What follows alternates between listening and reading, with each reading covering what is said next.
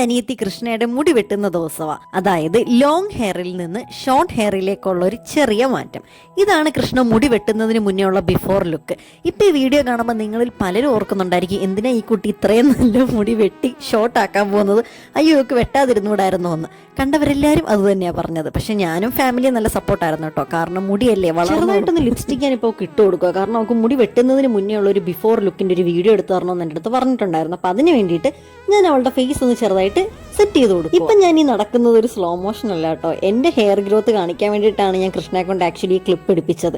2 മാസം മുന്നേ എൻ്റെ മുടി ഞാൻ ഷോൾഡർ ലെന്തിൽ വെട്ടിച്ചതാണ്. 2 മാസം കഴിഞ്ഞപ്പോൾ തന്നെ എത്ര പെട്ടെന്ന് എനിക്ക് വളർന്നിറങ്ങിയത്.